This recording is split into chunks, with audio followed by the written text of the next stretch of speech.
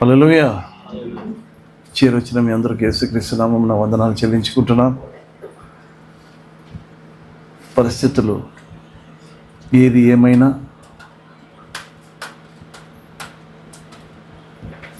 మీ ఎదుట నన్ను యోగ్యపరిచినందుకు దేవునికి నా కృతజ్ఞతలు చెల్లించుకుంటున్నాను.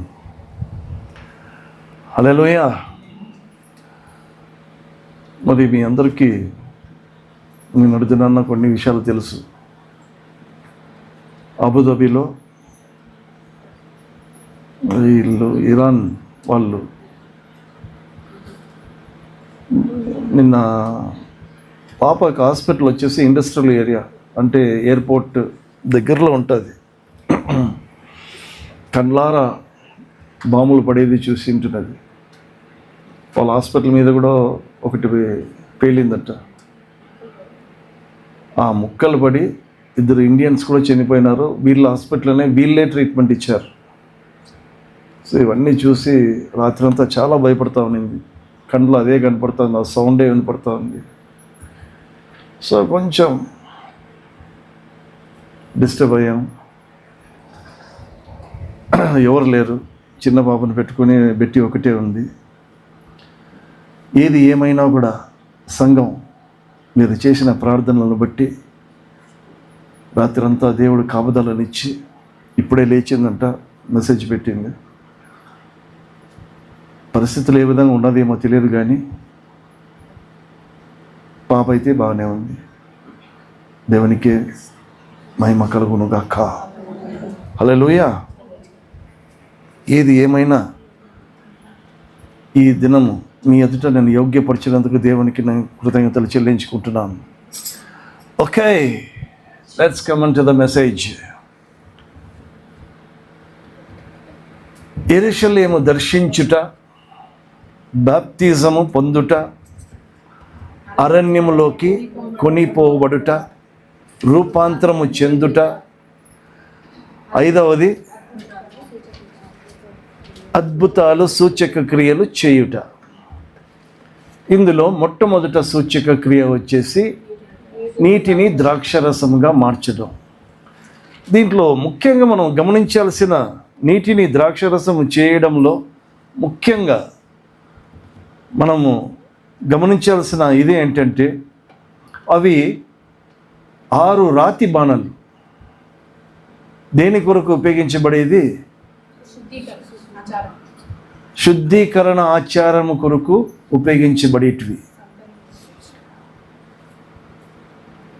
అది రాతి బాణలు అంట, కానీ అది బండ అయితే కాదు. హల్లెలూయా. బండ అయితే అది కాదు. ఆ బండను వారికి ఇష్టం వచ్చినట్లుగా దాన్ని అలంకరించుకొని ఆచరణగా చేసుకున్నారు. కొన్నిసార్లు ఎందుకండి, ఆదాము చక్కగా దేవుని చేత సృష్టించబడ్డాడు. దాని తర్వాత వాని సొంత ఇష్టంగా మలుచుకున్నాడు. మన జీవితంలో కూడా ఆయా సమయంలో ఆయన మనల్ని అలంకరించిన విధము వేరే, మనం అలంకరించుకోవడము ఆచరణబద్ధంగా అది వేరే. ఆ విధంగా దానిని మనం తీసుకోవాలి. ఏది ఏమైనా అది బండ అయితే కాదు. బండను వారు చెక్కుకొని ఆచరణగా దానిని మలుచుకున్నారు. దేని కొరకు? శుద్ధీకరణ కొరకు. వాటితో మనకి ఎటువంటి శుద్ధీకరణ జరగదు. అమ్మా, నా సమయం ఇంకా రాలేదు, ప్రస్తుతానికి నా కృప మీకు చాలును అన్నట్టుగా ఆ నీటిని ద్రాక్షరసంగా మార్చి ఉన్నాడు. యాక్చువల్గా శుద్ధీకరణ, శాశ్వతమైన శుద్ధీకరణ ఏ విధంగా జరుగుతుందంటే, హెబ్రీలు 9:22, హెబ్రీలకు రాసిన పత్రిక 9:22. మరియు ధర్మశాస్త్రము ప్రకారము రక్తము చేత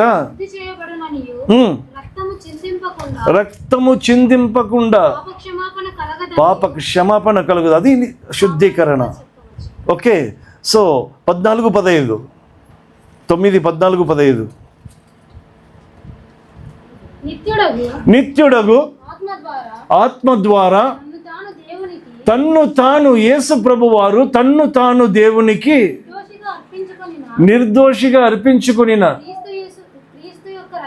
క్రీస్తు యొక్క రక్తము జీవ క్రియలను విడిచి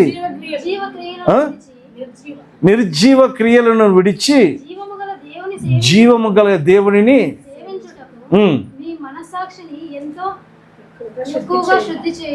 హల్లెలూయా. ఇది నిజమైన శుద్ధీకరణ.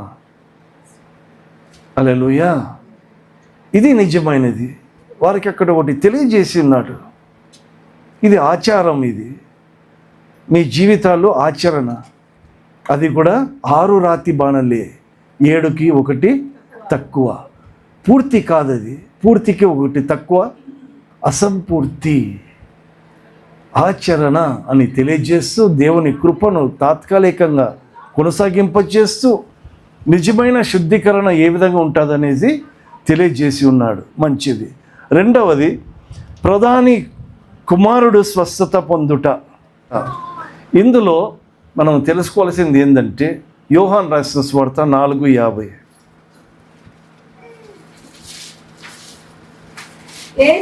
యేసు నువ్వు వెళ్ళుము, నీ కుమారుడు బ్రతికి ఉన్నాడని అతనితో చెప్పగా ఆ మనుషుడు యేసు తనతో చెప్పిన మాటను నమ్మి వెళ్ళెను. హల్లెలూయా. చాలు. ఈ యొక్క రెండవ సూచక క్రియలలో ఈ ఒక్క మాట చాలు. ఇంకా ఎక్కువగా మనం ధ్యానించాల్సిన అవసరం లే. ఎక్కువగా వాటి గురించి ధ్యానించాలనుకున్నా కూడా ఒకటే మనం ధ్యానించాలి. నీవు వెళ్ళుము, నీ కుమారుడు బ్రతికే ఉన్నాడు అని ఆ మాట విని ఆ మాటను నమ్మి అతడు వెళ్ళాడట. ఇది మనం చేయగలమా? ఇది చేయగలిగితే చాలా జీవితం. హల్లెలూయా. ఏ మాట మనం వింటామో, ఏ ప్రార్థన అయితే మనం చేస్తామో ఆ మాట మీద నిలబడగలగాలి. ఇక్కడ ప్రధాని దేవుని మాట విని, ప్రభువా నువ్వు మా ఇంటికి రమ్మన్నా, నువ్వు ఏంది వెళ్ళుమంటున్నావు, రమ్మంటే నువ్వు వెళ్ళుమంటున్నావే అని ఏ ప్రశ్న లేదు. ఇది నేను చేయగలుగుతానా లేదా అనేదే క్వశ్చన్. అంతవరకు అర్థం చేసుకుంటే చాలు. రాత్రంతా ప్రయాసపడితే కానీ ఏమీ దొరకలేదు. దొరకవలసినది దొరకలేదు. అయినను నీ మాట చొప్పున అసాధ్యమైనది సాధ్యము అవుతుంది. ఎప్పుడు? ఆయన మాట చొప్పున. హల్లెలూయా. ఇది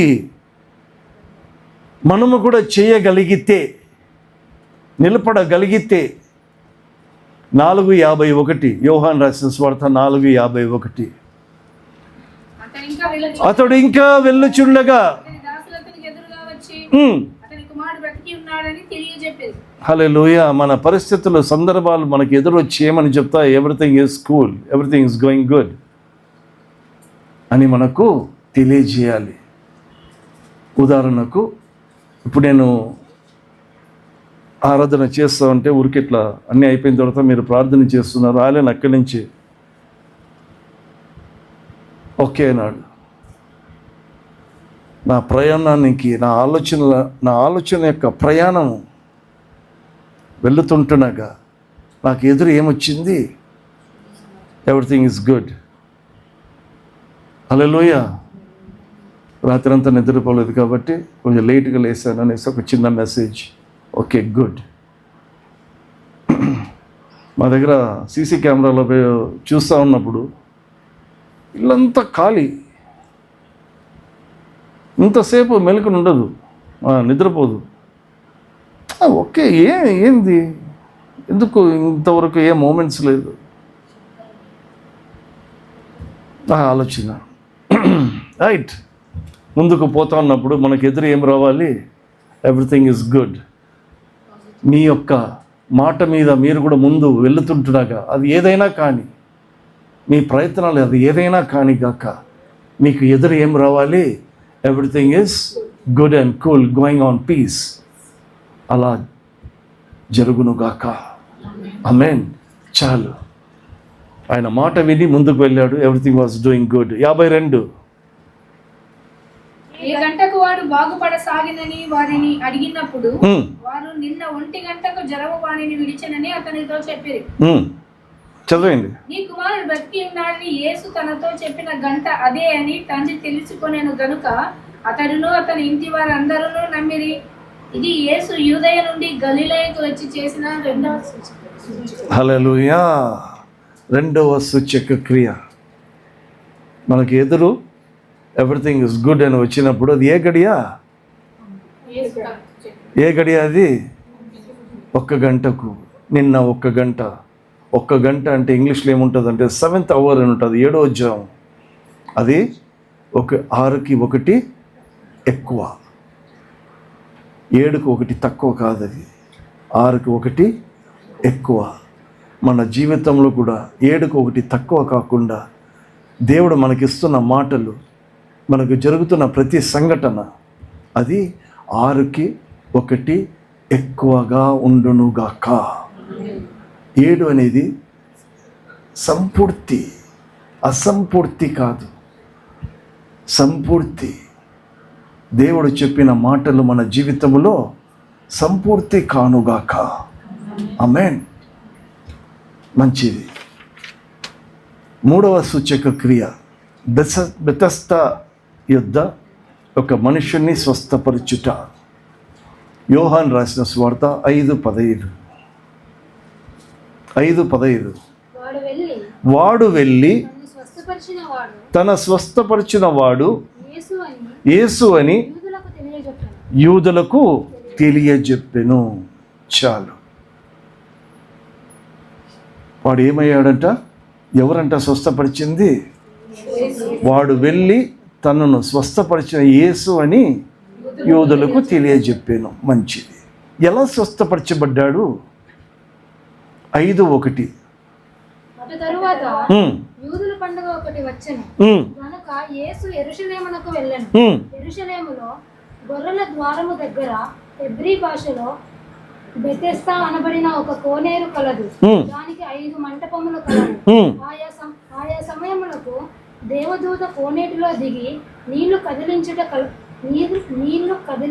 కలదు. నీరు కదిలింపబడిన పిమ్మట మొదట ఎవడు దిగునో వాడు ఎట్టి వ్యాధి గలవాడైనను బాగుపడును. గనుక ఆ మంటపములలో రోగులు, గుడ్డివారు, కుంటివారు, ఊచ కాలు చేతులు గలవారును గుంపులుగా పడి ఉండేది. అక్కడ 38 ఏళ్ల నుండి వ్యాధి గల ఒక మనుష్యుడు ఉండెను. చాలు. హల్లెలూయా. పోయిన వారము దీని గురించి ఊరికి అవుట్లైన్ మాత్రమే చెప్పాను. 7 పాయింట్లు ఉన్నాయి. 7 పాయింట్లే ఈ దినము మన యొక్క ధ్యానం. యెరూషలేము గొర్రెల ద్వారము దగ్గర. ఏ ద్వారం అది?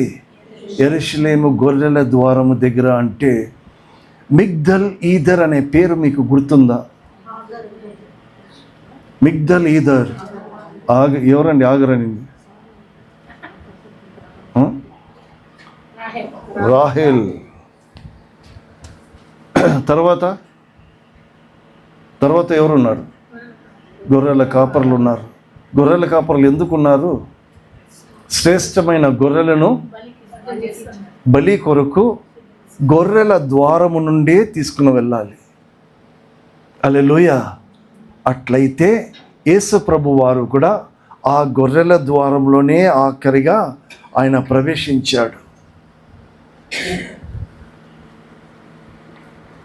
నెహెమ్యా 3:1. నెహెమ్యా రాసిన గ్రంథము 3:1.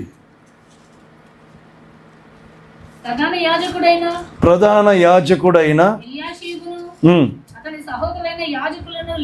లేచి గొర్రెల గుమ్మమును కట్టి ప్రతిష్ఠించి ఏమండి తలుపులను నిలిపిరి.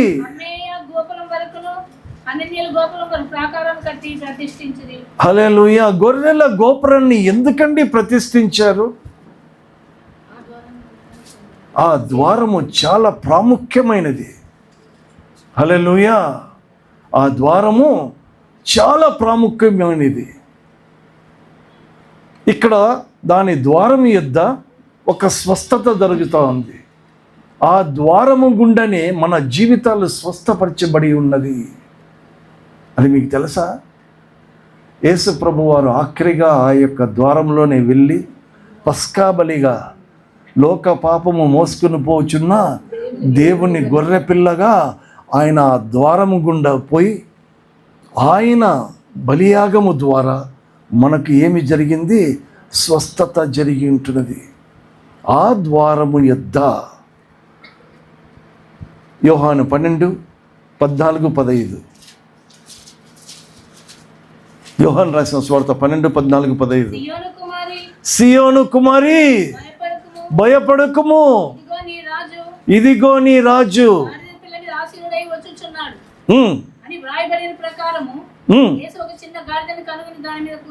సియోను కుమారి. మీకా 4:8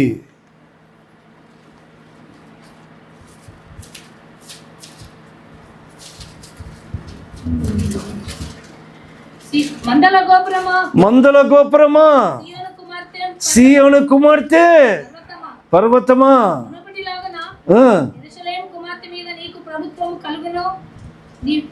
హల్లెలూయా. ఎందుకు ఈ మాటలన్నీ ఊరికే గుర్తు చేస్తున్నానంటే ఈ ద్వారము చాలా ప్రాముఖ్యమైన ద్వారం. ఈ ద్వారం యొద్ద ఏమున్నది? బెతెస్దా అనబడిన ఒక ఈ ద్వారం యొద్ద ఏమున్నది? I repeat again for your attention. ఈ ద్వారం యొద్ద ఏమున్నది? కమ్ ఆన్, బెతెస్దా అనబడిన ఒక కోనేరు ఉన్నది. అది ఏ భాషలో? హెబ్రీ భాషలో. మన భాషలో ఏంది? హెబ్రీ భాషలో అది బెతెస్దా అంటే కనికరపు ఇల్లు అనబడిన కోనేరు. కనికరపు ఇల్లు అనబడిన కోనేరు. అది ఏ భాషలో? హెబ్రీ భాషలో. మన భాషలో ఏంది? కనికరము అనబడిన ఒక మనుష్యుడు. కనికరము అనబడిన ఏ ద్వారము యొద్ద ఉన్నాడు? అది దీని అర్థం. ఎక్కడున్నాడు? గొర్రెల ద్వారం యొద్ద పడి ఉన్నాడు. వానికి స్వస్థత ఆ ద్వారము గుండా పోయిన వ్యక్తి ద్వారానే జరుగుతుంది, కానీ మరి ఏ ద్వారము నుండి వానికి స్వస్థత జరగదు అని అర్థం. హల్లెలూయా. రెండవది ఏంటండి? కనికరము అనబడిన ఒక మనుష్యుడు. ఎందుకు కనికరం అనబడిన మనుష్యుడు అని నేను చెప్పగలుగుతున్నానంటే లూకా 18:38. లూకా 18:38. అప్పుడు వాడు యేసు, దావీదు కుమారుడా నన్ను కరుణింపు. వాడు ఎవడు? కరుణించబడు కోరుకుంటున్నాడు, కనికరమును కోరుకుంటున్నవాడు. యేసు ప్రభు వారు వాడిని స్వస్థపరిచబడినప్పుడు, వాడిని స్వస్థపరిచినప్పుడు వాడు ఏమి పొందుకున్నాడు? దేవుని యొక్క కనికరమును పొందుకున్నాడు. ఇక్కడ ఈ కోనేటి పేరు ఏంటి? బెతెస్దా అంటే కనికరము. ఈ కనికరం అనబడిన వాడు ఎవడంటే కనికరము గల ఒక కోనేరు కాదు, వాడు ఒక మనుష్యుడు. హల్లెలూయా. మూడవది, దానికి 5 మండపాలు ఉన్నాయంట. మండపాలు అంటే తెలుసా? పోయినసారి కూడా చెప్పాను. 5 గోపురాలు ఉంటాయి. ఎందుకు గోపురాలు ఉన్నాయంటే అక్కడ ఎవరెవరు ఉంటారు? గుడ్డివాడు, వాడు, వీడు, వాళ్ళందరూ గుంపులుగా ఉంటారంట అక్కడ. ఓకే. ఈ 5 మండపాలు దేనికి సూచిస్తున్నాయంటే కనికరము అనబడిన మనుష్యునికి 5 జ్ఞానేంద్రియాలకు సూచిస్తుంటున్నాయి. మనకి how many senses do we have కదా? ఈ 5 సెన్సెస్ ఏంటో తెలుసా? ఈ 5 సెన్సెస్ శరీరానికి సాదృశ్యంగా ఉన్నాయి. ఈ 5 సెన్సెస్కి రోగాలు ఎక్కువ. అర్థమవుతుందా? నిజం. ఈ 5 జ్ఞానేంద్రియాలకు పంచేంద్రియాలు, కరెక్టా? పంచేంద్రియాలు, జ్ఞానేంద్రియాలు, వీటికి రోగాలు ఎక్కువ. కాబట్టి 5 మంటపాలు ఉన్నాయి వాటికి. ఏ మండపంలో ఏ రోగం ఉందో, కానీ ఈ 5 మండపాలు ఉండేది 5 రోగములు, 5 సెన్సెస్ ఉండడానికి. హెబ్రీయులకు రాసిన పత్రిక 5:14. హెబ్రీయులకు రాసిన పత్రిక 5:14. వయసు వచ్చిన వారు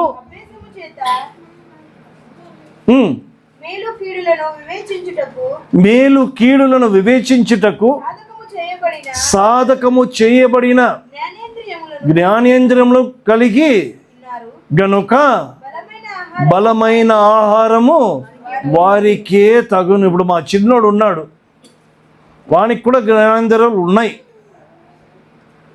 ఉన్నాయా? ఉంటాయి. కానీ వాడు ఆ జ్ఞానేంద్రియాలను అభ్యాసము చేసుకున్నంత వయసు వానికి లేదు. ఇది ఎవరికి? వయసు వచ్చిన వానికి అభ్యాసము చేయాలి. జ్ఞానేంద్రియాలను ఏమి చేయాలి? అభ్యాసం ఎందుకు చేయాలి? వాటికి రోగాలు ఉన్నాయి. ఏమున్నాయి? Your 5 senses have some diseases.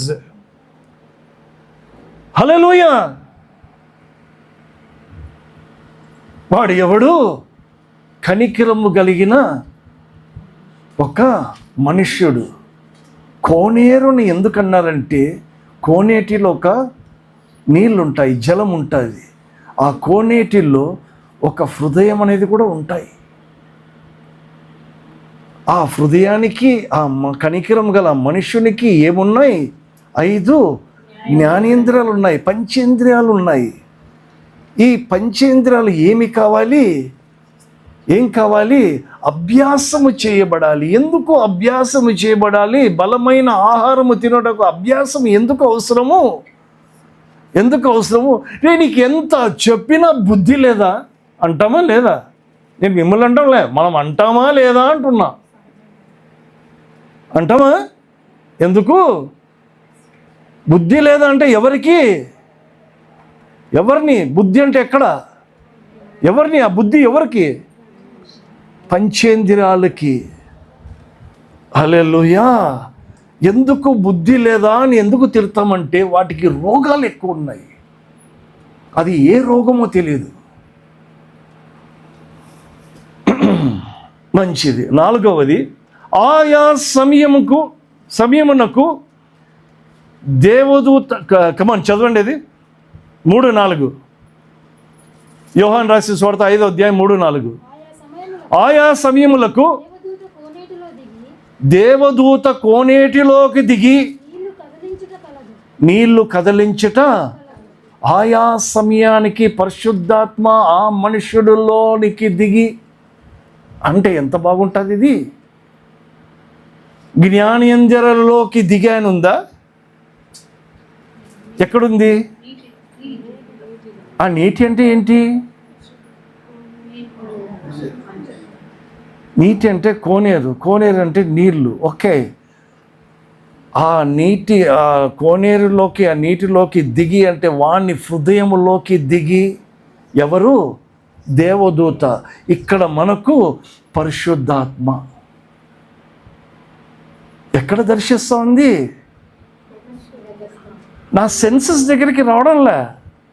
నా హృదయం అంగీకరించబడితే నా సెన్సెస్ మార్చబడుతుంది. హల్లెలూయా.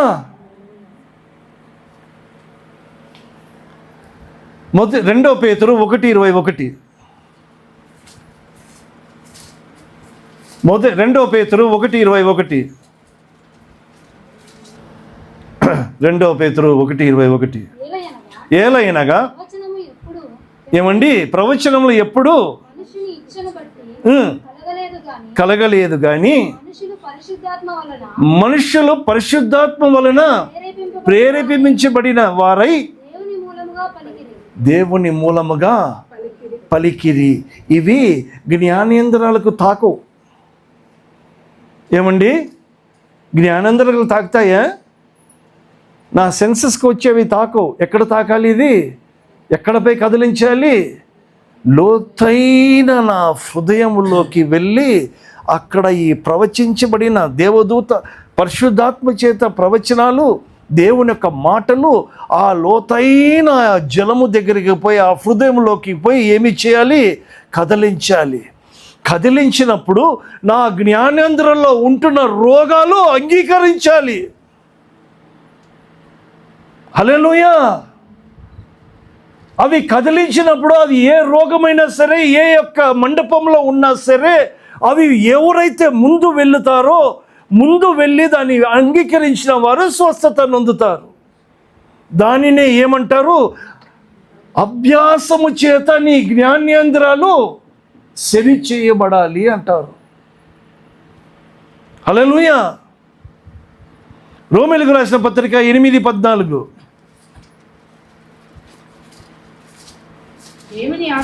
దేవుని ఆత్మ చేత ఎందరు కదిలించబడుదారు వారందరూ స్వస్థత నొందుదురు. ఇందులో తప్పేమీ కాదు. మనం ఇట్లా మాట్లాడుకుంటే దేవుని ఆత్మ చేత ఎందరు కదిలించబడతారు, ఏ జ్ఞానేంద్రాలు కదిలించబడతాదో, ఏ మండపంలో ఉంటున్న ఆ రోగము కదిలించబడతాదో, ఆ పరిశుద్ధాత్మ చేత ఎవరైతే తాకబడతారో, ఏ యొక్క మండపంలో ఉంటున్న రోగము తాకబడతాదో ఏమి పొందుకుంటుంది? స్వస్థత పొందుకుంటుందట. హల్లెలూయా. కొన్నిసార్లు మనం ఈ మాటలు వింటూ ఉంటాం.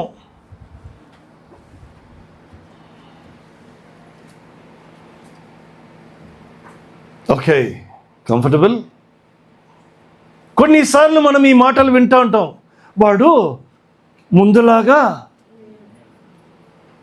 ఇప్పుడు కొంచెం come on fill in the blanks.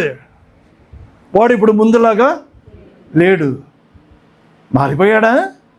అట్లా అనురాదట. కొంచెం మార్పు పొందినాడు అంటే వాని జ్ఞానేంద్రాల్లో ఏదో ఒకటి ముందు వెళ్ళి ఆ కదిలించబడిన పరిశుద్ధాత్మ చేత ఆ వాక్యమును కదిలించబడి దాన్ని తాకి ఉన్నాడు, కొంచెము మార్పు పొందాడు. హల్లెలూయా. వాడు ఎవడు? కనికరం అనబడిన మనుష్యుడు. అయితే మనం ఎవరు? దేవుని చేత కనికరము పొందుకుంటున్న వారమే కదా. కృప వేరే, కనికరము వేరే, కరుణ వేరే. హల్లెలూయా. ఏ విధంగా ఆ నీళ్లు కదిలించబడుతుంది, ఆ హృదయం ఏ విధంగా కదిలించబడుతుందో ఇంకొక ఉదాహరణ చూద్దాం. అపొస్తలుల కార్యము 2:37, 38.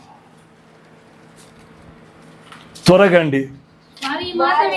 వారు ఈ మాట విని ఎక్కడ నొచ్చుకొని, ఈ మాటలు ఎవరిది? మనుషునిదే కాదు, పరిశుద్ధాత్మ చేత ప్రేరేపించబడిన మాటలు అవి. ఈ పరిశుద్ధాత్మ చేత కదిలించబడిన మాటలు ఎక్కడ నొచ్చుకున్నాడు? హృదయం కదిలించబడుతూ ఉంది. ఆ కోనేటిలో ఉంటున్న నీళ్లు కదిలించబడుతుంటున్నది. ఎప్పుడైతే నీళ్లు హృదయం అనబడుతున్న నీళ్లు కదిలించబడుతుందో అప్పుడు ఏమంటున్నాడు అతడు? సహోదరులారా, ఇప్పుడు నేను ఏమి చేయాలి అడగగా, మీరు మారు మనసు పొంది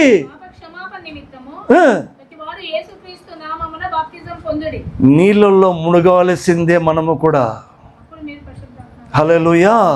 బాప్తిజం పొందాల్సిందే. ఇక్కడ ఎంతమంది బాప్తిజం తీసుకోలేదు? ఇక్కడ నీటి బాప్తిజం. I'm not talking about the sprinkling baptism, I want the immersion baptism. నీటిలో మునగాల్సిందే. హల్లెలూయా. నీటి చేత, పరిశుద్ధాత్మ చేత నీళ్లు కదిలించబడినప్పుడు, అయ్యో ఇప్పుడు నేను ఏమి చేయాలంటే నీటిలో మునుగు.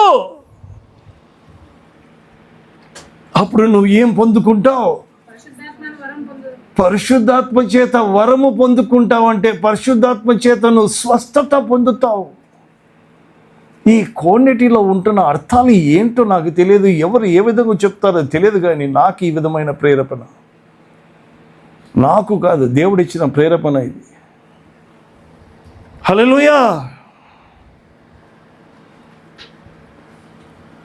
కనికరము కలిగిన ఒక మనుష్యుడు ఎక్కడ పడి ఉన్నాడు? ఎక్కడ, దేని దగ్గర ఉన్నాడు? గొర్రెల ద్వారం యొద్ద ఉన్నాడు. గొర్రెల ద్వారం ఏమిటి? ఒక బలి, పస్కా బలి పొందడానికి ఒకరు వెళ్ళాలి. అక్కడ పడి ఉన్నాము మనము కూడా. హల్లెలూయా. అది మర్చిపోకూడదు. వానికి ఎన్ని మండపాలు ఉన్నాయి? 5 ఏమున్నాయి? రోగాలున్నాయి. ఏ రోగమో అది, కుంటో, గుడ్డో, పశ్చవాయు, మొత్తానికి రోగాలైతే ఉన్నాయి. ఆ రోగము బాగా కావడానికి ఒక దేవదూత, ఒక పరిశుద్ధాత్మ వచ్చి దేనిని కదిలించాలి? నీటిని కదిలించాలి. అంటే మన భాషలో, అవన్నీ హెబ్రీ భాష అనుకుందాం, ఇది మన భాష. మన భాషలో హృదయము కదిలించబడాలి. అపొస్తల కాలమున ఒకనికి హృదయము కదిలించబడినప్పుడు, అయ్యో నేను ఇప్పుడు ఏమి చేయాలంటే, నువ్వు మారు మనసు పొందు, యేసుక్రీస్తు నామమున నువ్వు బ్యాప్టిజం పొందు, అప్పుడు ఒక వరము నీకు వస్తుంది, స్వస్థత నీకు వస్తుంది అన్నాడు. అమ్మా, అయ్యా, రాజా, నా హృదయం కదిలించబడుతుందా లేదా? ఎన్నిసార్లు పరిశుద్ధాత్మ ద్వారా దేవుని యొక్క వాక్యము చేత మన హృదయం అనబడుతుంటున్న నీళ్లు కదిలించబడిందా లేదా? కదిలించబడినప్పుడు ఈ యొక్క మండపంలో ఉంటున్న రోగాలు స్వస్థత పొందిందా? మారు మనసు పొందిందా లేదా? అందరికీ మంచి మంచి మనసు ఉంటుందేమో కానీ మారు మనసు తక్కువ. వాడు మంచోడు అంటారేమో కానీ వాడు మారు మనసు పొందినవాడు అని చెప్పడము కష్టం. ఒకనికి వెళ్ళి నేను మంచోడా చెడ్డోడా అంటే నేను మంచోడు అంటాడు, నువ్వు మారు మనసు పొందినావంటే వాడు సందేహపడతాడు. I hope you understand. ఎందుకు నువ్వు మారు మనసు పొందినావా, బ్యాప్టిజం పొందినావంటే ఎందుకు ఆగిపోతాడంటే వాడిలో ఏముంది, వానిలో ఏముంది? రోగాలు ఉన్నాయి. ఆ రోగం ఏమి కావాలి? ఆ నీటిలో మునగాలి. వాక్యము చేత, దేవదూత చేత, పరిశుద్ధాత్మ చేత అది కదిలించబడినప్పుడు అంగీకరించాలి. హల్లెలూయా. అయ్యో, ఆ వాక్యం నన్ను తాకుతూ ఉంది, ఆ వాక్యం నన్ను హెచ్చరిస్తోంది. ఏమండి, ఎప్పుడు పడితే అప్పుడు నీళ్లు కదిలించబడుతుందా? పోనీ ఎప్పుడు పడితే అప్పుడు నేను అందులో మునుగుతా, నేను స్వస్థత పొందుతా అంటే అయిద్దా? ఎప్పుడైతే ఆ నీళ్లు కదిలించబడతాదో అప్పుడే నేను అందులో మునగాలి. నేను దేవునికి ఎప్పుడు నేను ప్రాధాన్యత ఇవ్వాలో అప్పుడే ఇవ్వాలి, కానీ నాకు ఇష్టం వచ్చినప్పుడు నేను ప్రాధాన్యత ఇచ్చుకుంటా, నాకు ఇష్టం వచ్చినప్పుడు నేను ఇది చేస్తా, నాకు ఇష్టం వచ్చినప్పుడు నేను అది చేస్తానంటే నీ ఇష్టం వచ్చినట్లుగా మనము చేసుకుంటే ఇంక దేవుడు ఎందుకు? దేవుడు చెప్పినట్లుగా మనము చేయాలి. కానీ నాకు అనుకూలం ఉన్నప్పుడు దేవుడు మన దగ్గరికి రమ్మంటే ఎప్పుడు వస్తాడు? వస్తాడు. ఎప్పుడొస్తాడు? లాజరు చనిపోయిన 4 దినాలకు వస్తాడు. అప్పటికి వాసన కొట్టి, వాడు చనిపోయి వాసన కొట్టుచున్నదట. ఏ లాభం? ఏ లాభం?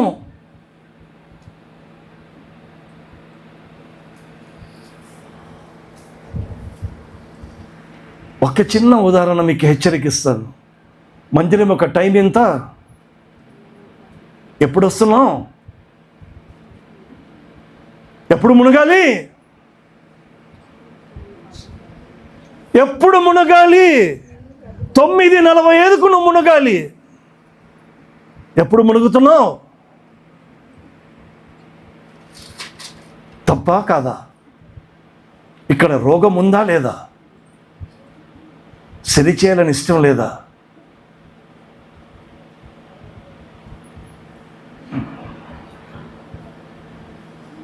ఇది హెచ్చరిక, వాక్యము చేత హెచ్చరిక. ఇప్పుడు ఏది కదిలించబడాలి? ఏది కదిలించబడాలి? కానీ మనకు హృదయం కదిలించబడదు. ఏం కదిలించబడుతుంది అంటే కోపం.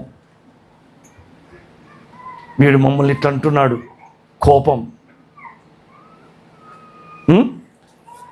కోపం కదిలించబడుతుంది. ఈ కోపం ఎవరు?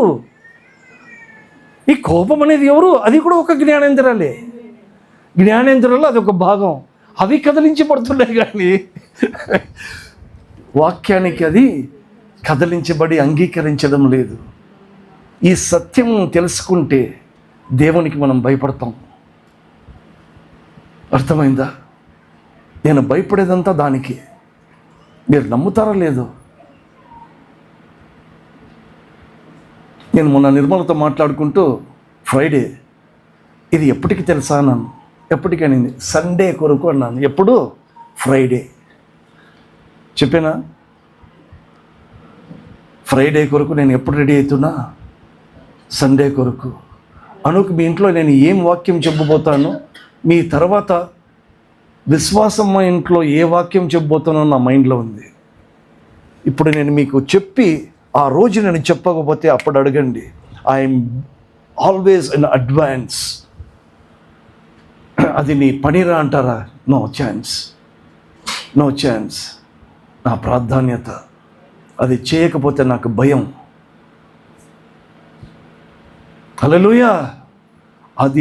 అది చేస్తున్నాను కనుకనే నేను ఇంత ధైర్యంగా నేను మీ దగ్గర మాట్లాడగలుగుతుంటున్నాను. నేను చేయకపోతే మీ దగ్గర నేను మాట్లాడలేను. హల్లెలూయా. I repeat again. వాడు ఎలాంటి మనుష్యుడు? కనికరము అనబడిన మనుష్యుడు. వానికి ఏమున్నాయి? 5 పంచేంద్రియాలు ఉన్నాయి. అందులో ఏమున్నాయి? ఆ రోగాలు పోవాలంటే ఏమి చేయాలి? నీళ్లు కదిలించబడినప్పుడు వాడు ముందు ఎవడు పోతాడో వాడు స్వస్థతను అందుతాడు. మన యొక్క జ్ఞానేంద్రాల్లో కూడా ఉంటున్న రోగాలు అంగీకరించాలి, వాక్యానికి సరి చేయబడాలి, మారు మనసు పొందాలి, బాప్టిజము తీసుకోవాలి, పరిశుద్ధాత్మ అనే వరమును పొందుకోవాలి. హల్లెలూయా.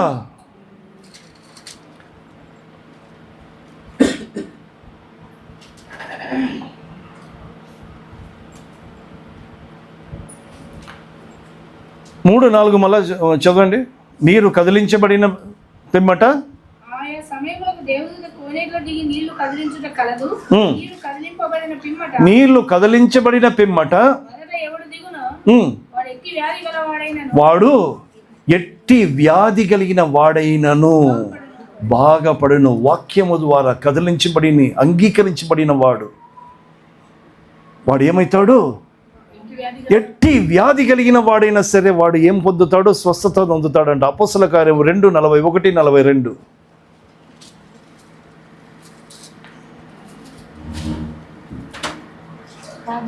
కాబట్టి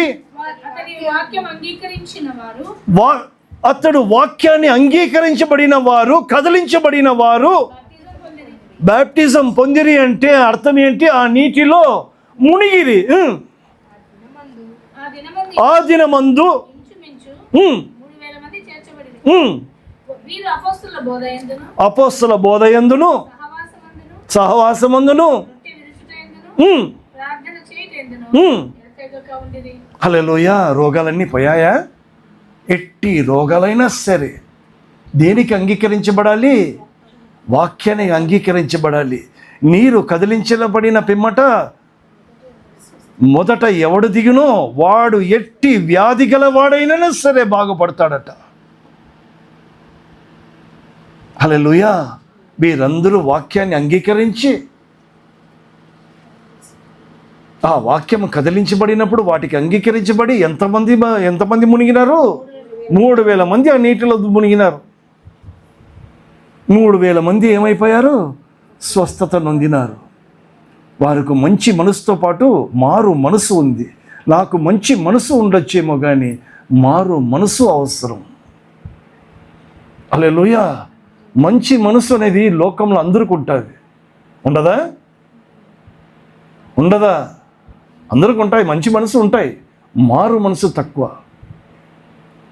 ఆ మారు మనసు రావాలంటే క్రైస్తవునికి దేవుడిచ్చిన అవకాశం ఏంటంటే, అవకాశం అంటారో లేకపోతే దాన్ని ఆధిక్యత ఏంటంటే, పరిశుద్ధాత్మ చేత కదిలించబడినప్పుడు దానిని ఎవరైతే అంగీకరిస్తారో వానికి ఏమొస్తుందంట? మారు మనసు వస్తుంది. 6వది, గనుక ఆ మండపములలో రోగులను ఉంచకాలు చేతులు గలవారును గుంపులుగా పడి ఉండేది. అక్కడ 38 ఏళ్ల నుండి వ్యాధి గల ఒక మనుష్యుడు. చాలండి.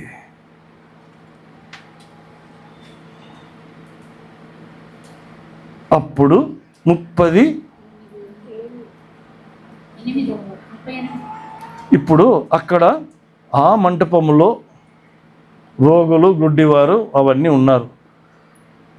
మనలో ఏమైనా ఉన్నామా? ఉన్నారా? మనము మునగాలనా? మునిగినామా? మునగలేదా? అంటే అంగీకరించామా? అంగీకరిస్తున్నామా? అంగీకరించలేదా? ఇది మనలో ప్రశ్న. నేను అంగీకరించుంటే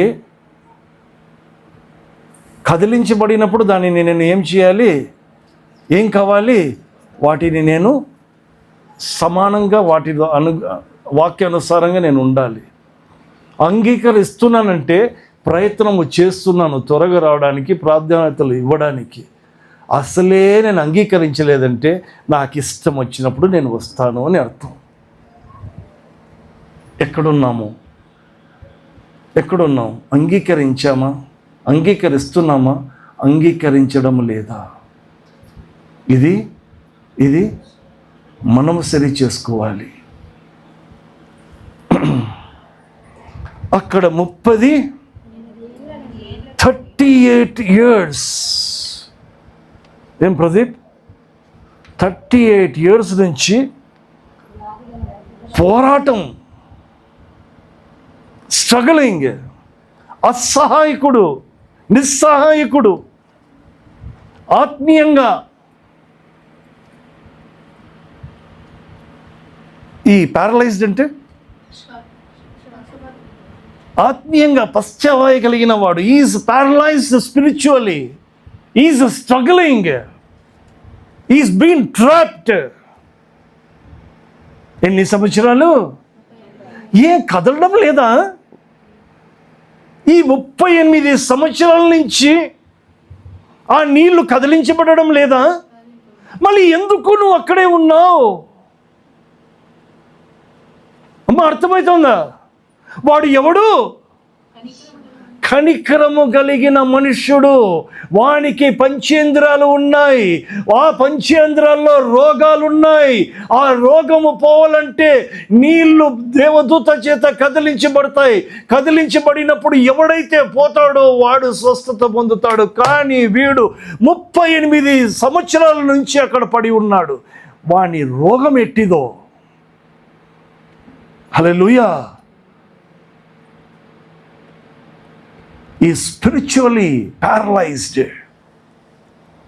వేరే పనులు జరగలేదా 38 సంవత్సరాల నుంచి వానికి? అమ్మ 38 సంవత్సరాల నుంచి వాడికి ఏమీ జరగలేదా? అట్లే ఉన్నాడా 38 సంవత్సరాల నుంచి? తినడం లేదా, తాగడం లేదా, ఎవడు వచ్చి వానికి ఇంత నీళ్ళు తాపడం లేదా? Come on, everything is going on. Hallelujah. దీనిని చూడండి, బైబిల్లో ఎప్పుడు దేవుడు ఏదైనా మాట మాట్లాడితే దానిని ఉపమానము అంటారు. ఉపమానం అంటే అర్థం ఏంటో తెలుసా? లోక సంబంధమైన కథను పరలోక సంబంధమైన అర్థముతో పోల్చుకోవడమే ఉపమానం అంటారు.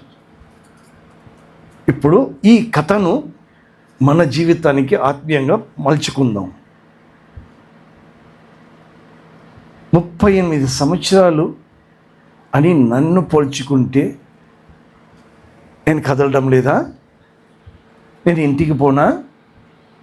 ఓకే, నా దినచర్యలు జరగడం లేదా? ఫిజికల్లీ జరుగుతుందా లేదా?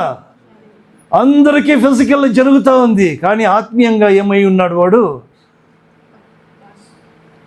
కదలడం లేదు.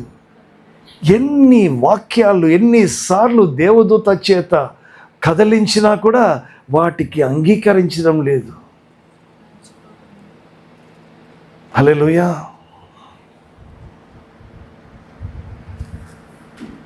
వాని పెద్ద రోగం ఏందో తెలుసా? ఈడ వాని రోగం ఏమైనా రాశారా? వాటి రోగం ఏంటో తెలుసా? కారణం. వాని రోగం ఏంటి? కారణం, రీజన్.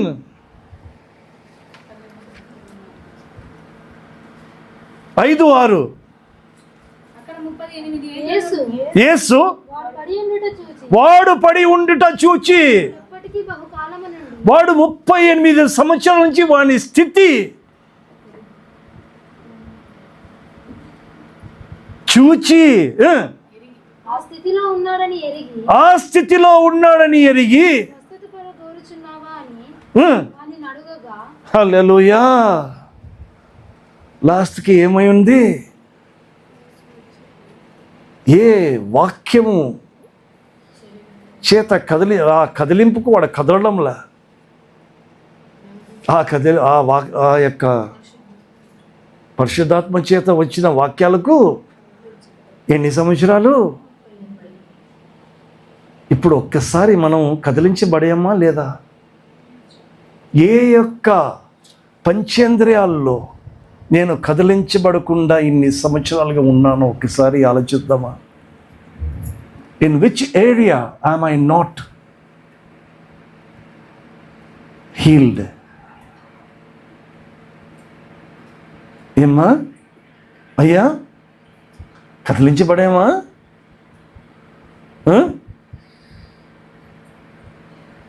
ఎక్కడన్నా కారణాలనే రోగం ఉందా? ఈ యొక్క మాటలు మీరు ఎప్పుడైనా వినిన తర్వాత, వాడు మాట విని నీ మాట చొప్పున ఏమేశాడు? ఆయన మాట విని వాడు వెళ్ళిపోయాడట. వాడు ఏ విశ్వాసం అయితే వెళ్ళిపోయాడో అది వానికి జరిగింది. ఇప్పుడు విని నేను ఏ స్థితిలో నేను వెళ్ళబోతున్నాను? It is a point. విని కూడా నా హృదయము కదిలించబడకపోతే, ఆ నీళ్లు కదిలించకపోతే, ఆ కదిలించబడినప్పుడు నేను దాన్ని తాకకపోతే, నేను కూడా ఎన్ని సంవత్సరాలుగా పడి ఉంటా? వాడు 38 అయితే నాది 58 అయిపోతాదేమో.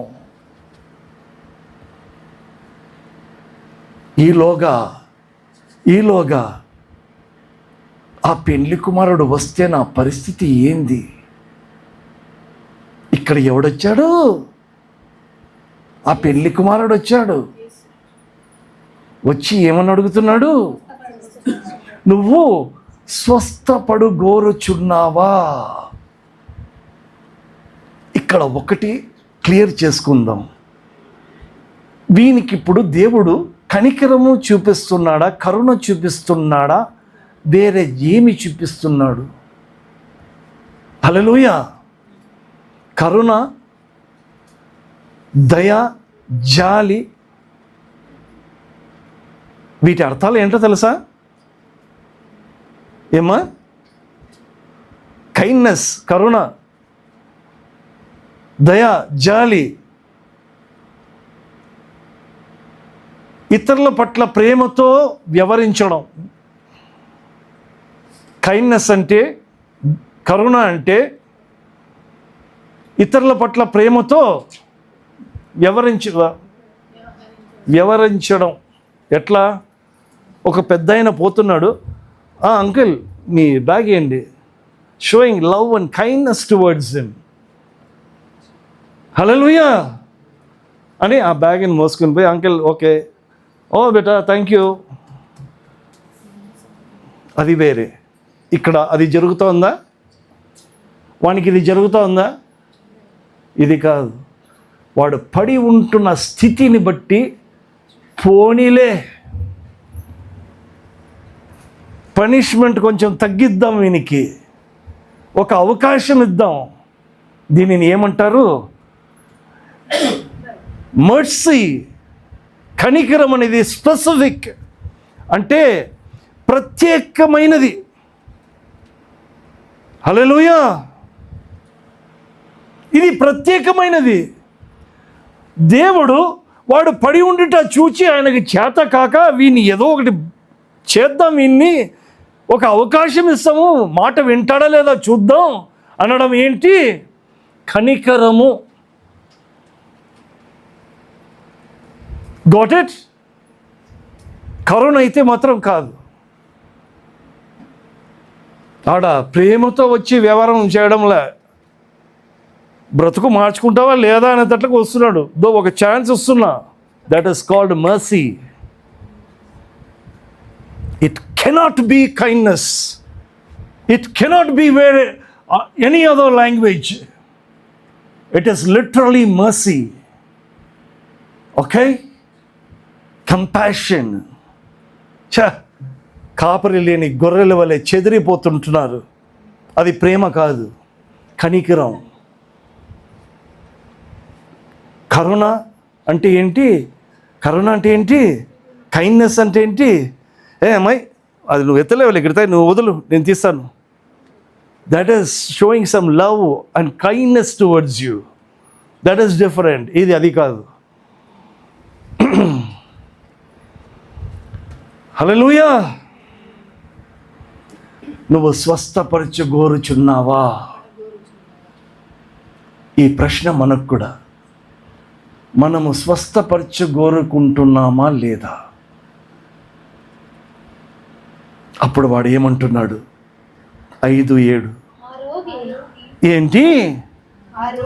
చూసారా వాని పేరు ఎట్లా మారిపోయిందో? వానికి ఏమైనా పేరు పెట్టారా? వాళ్ళని రోగి అన్నారా? ఆరోగి.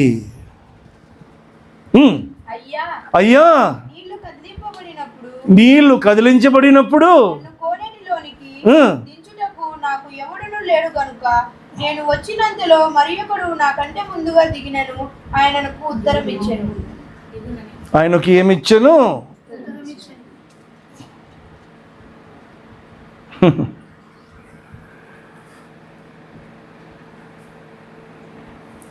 వాక్యము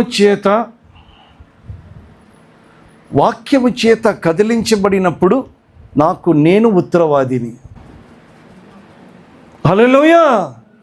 వాక్యము చేత కదిలించబడినప్పుడు వాడు నొచ్చుకోవాలి. అది వానికి వాడే ఉత్తరవాది, కానీ ఎదుట ఉత్తరం ఇచ్చడానికి హక్కు వానికి లేదు. కానీ వీనికి ఏం చేస్తున్నాడు? వీడు ఉత్తరం ఇచ్చుచున్నాడు, కానీ వీడు ఉత్తరం ఇవ్వకూడదు. వాడు ఇంకా ఫిజికల్గా మాట్లాడుతున్నాడు. దేవుడు ఆత్మీయంగా వస్తే అది వాని రోగం. దేవుడు ఆత్మీయంగా వస్తున్నాడు, వీడు ఫిజికల్గా వస్తున్నాడు, అదే వాని రోగం. ఈయన బాగుపడు గోరుచున్నావా అంటే వాడు ఏమి చెప్పుకుంటున్నాడు? కారణాలు చెప్పుకుంటున్నాడు. అంటే నీకు వేరే పనులు నువ్వు చేసుకోవడం లేదా? ఫిజికల్గా నీకు ఎవడు ఏమీ చేయలేదా?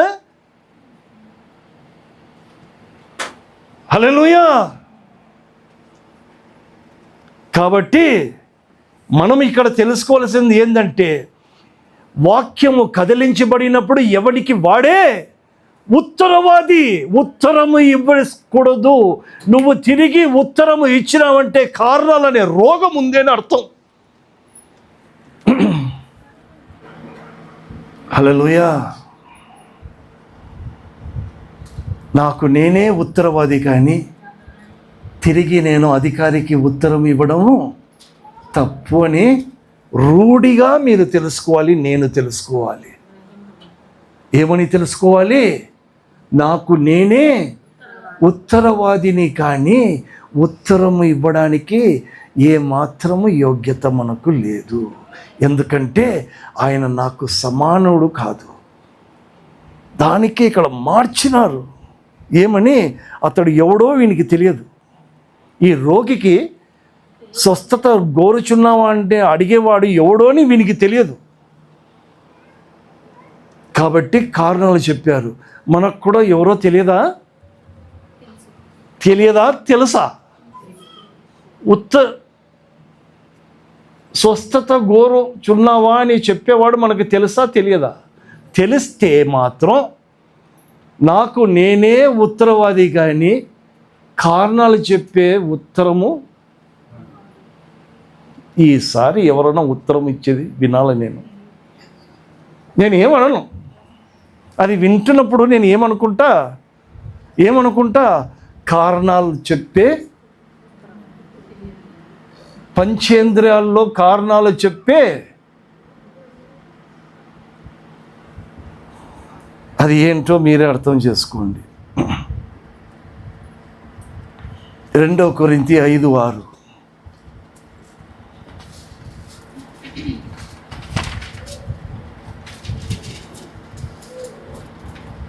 ఎలిచూపు వలన కాక విశ్వాసము వలననే నడుచుకొనుచున్నాము.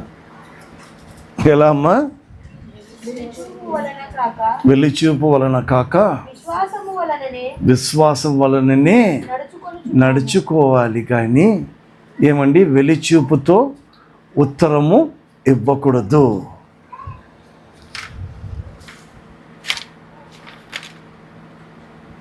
నేను ముగిస్తాను. 5, 8, 9 చదువుమ్మా. యేసు నీవు లేచి నీ పరుపెత్తుకొని నడువమని వానితో చెప్పగా వెంటనే వాడు స్వస్థత నుండి తన పరుపెత్తుకొని నడిచి. హల్లెలూయా. వెంటనే వాడు స్వస్థత నుండి పరుపునెత్తుకొని 38 సంవత్సరాలుగా ఉంటున్నావు ఆ పరిస్థితి అనే పరుపుని వాడు ఎత్తుకొని నడిచిపోయాడటంట. హల్లెలూయా. దేవుని యొక్క వాక్కులో ఏముంటున్నది? శక్తి ఉంది. నీ కారణాలు సరే, కానీ అది తీసుకొని ఇంక పో. ఎంత అధికారం! వాడు వెంటనే ఆ పరుపులు ఎత్తుకొని పోతున్నాడు. అది దేవుని యొక్క శక్తి. హల్లెలూయా. దాని తర్వాత వాడు ఎక్కడ కనపడ్డాడో తెలుసా? వచ్చే వారం కంటిన్యూ చేస్తాను ఇది. వాడు ఎక్కడ కనపడ్డాడు? వేరే ఎక్కడ కనపడలేదు. దేవాలయంలో కనపడ్డాడు. కనపడినప్పుడు ఇంకా నువ్వు పాపము చేయొద్దు అన్నాడు. అంటే ఇంతకు ముందు వాడు ఏమి చేసినట్టు? ఏం పాపం అది? కారణాలు చెప్పుకునే పాపము చేశాడు వాడు. అది వాని రోగం. అప్పుడు ఈ మాట ఎప్పుడైతే విన్నాడో అప్పుడు అతడు ఏమంటున్నాడు తెలుసా? ఆ యొక్క పరిచయుల దగ్గర, వీళ్ళు యూదుల దగ్గరికి వెళ్ళి నేను స్వస్థపరిచింది యేసు అని చెప్పుకుంటున్నాడు. హల్లెలూయా. అది వాని సాక్ష్యం. యేసు అని యూదులకు చెప్పుకున్నాడట. హల్లెలూయా. మనము కూడా ఏమని చెప్పుకోవాలి? నన్ను స్వస్థపరిచిన వాడు యేసే. నేను ఎక్కడ కనపడాలి? ఆయన దేవాలయంలో, ఆయన మందిరంలో కనపడాలి. కాబట్టి నన్ను జ్ఞాపకము చేసుకున్నట్టుగా దీనిని చేయడని చెప్పిన దేవుడి మాటను మనం వెనుకడికి ఆశ్రయించి దీవించును గాక. ఆమెన్.